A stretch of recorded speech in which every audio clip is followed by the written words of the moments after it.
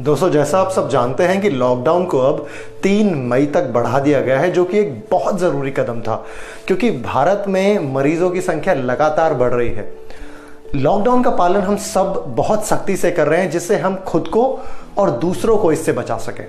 मैंने पिछले कुछ दिनों में काफ़ी सारी वीडियोस देखी हैं जिनमें ये बताया गया है कि लॉकडाउन खुलने के बाद जो सारा विश्व है वो भयंकर मंदी के दौर से गुजरेगा, जो काफ़ी हद तक सही भी है। लेकिन उसके होने से पहले ही उसके लिए एक डर पैदा करना और उसके लिए परेशान हो जाना हमारे लिए एक बहुत बड़ी मुसीबत खड़ी कर सकता है।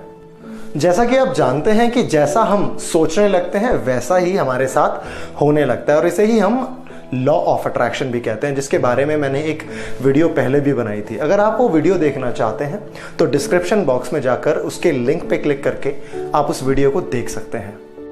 दोस्तों, मैं जानता हूं कि आप भी वो वीडियोस पहले देख चुके हैं और हो सकता है कि उन वीडियोस को देखने की वजह से शायद आपके मन में डर भी पैदा हो गया हो। तो चलिए कुछ ऐसी चीजें, कुछ अच्छी बातें जो हो सकती हैं हमारे देश में लॉकडाउन खुलने के बाद, उनके बारे में बात करते हैं। ये वीडियो एंड तक जरूर देखिएगा, ये आपके लिए बहुत हेल्पफुल होने वाला है और कुछ ना कुछ अच्छा आपको इस वीडियो से मिलेगा क्योंकि अब हम जो बात करने वाले हैं वो फुल ऑफ पॉजिटिविटी है। दोस्तों, मैं सबसे पहले आपको ये चीज बता दूं कि जो पॉइंट मैं आपको बताने वाला हूं वो जरूरी नहीं है कि वो होंगे ही होंगे, वो एक अजम्पशन है, वो हो सकता है क्योंकि अगर हम पॉजिटिव सोचेंगे तो पॉजिटिव चीजें हमारे साथ होंगी। तो आइए शुरू करते हैं और बात करते हैं कि कौन कौन सी चीजें अच्छी हो सकती हैं इंडिया में लॉकडाउन खुलने के बाद। सबसे पहली चीज तो ये उम्मीद की जा रही है कि जून तक भारत इस बीमारी से पार पा लेगा, और इसका सबसे बड़ा रीजन है टाइम पर किया गया लॉकडाउन, हमारे देश में आने वाले महीनों में पड़ने वाली जबरदस्त गर्मी और हमारा हायर इम्यून सिस्टम। ये सब चीजें हमें इससे लड़ने में मदद करने वाली हैं।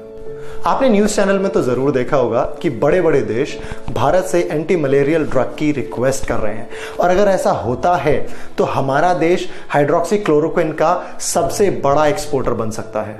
आपने एक और खबर यह भी सुनी होगी कि जापान और अमेरिका ने अब अपनी कंपनी जो चीन में काम कर रही थी उन सभी कंपनीज को वापस आने के आदेश दे दिए हैं। इसका मतलब यह है कि वो कंपनीज अब चीन में काम नहीं करेंगी।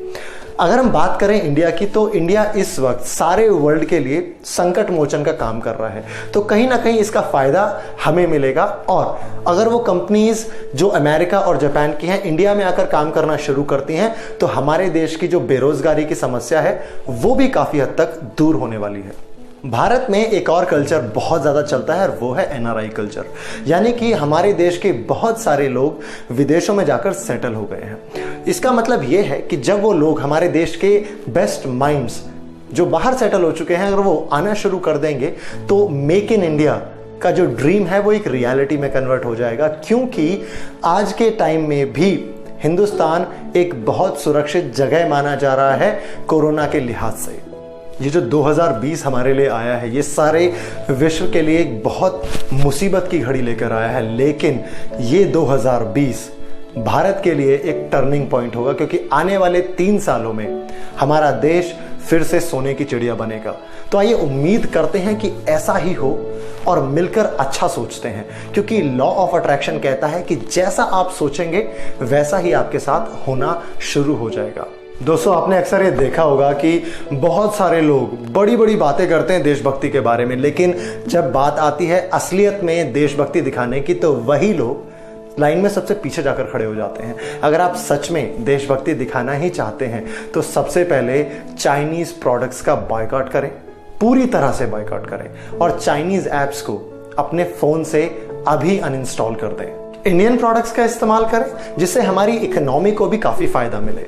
एक और बात, हम में से जो बहुत सारे लोग हैं जो अपने दिन रात टिकटॉक पर बिताते हैं, उन लोगों से रिक्वेस्ट है कि कम से कम टिकटॉक पर ऐसी वीडियो ना बताएं जो देशभक्ति के बारे में हो, क्योंकि आप नहीं जानते कि इसकी कमाई का बहुत बड़ा हिस्सा चीन के पास जाता है।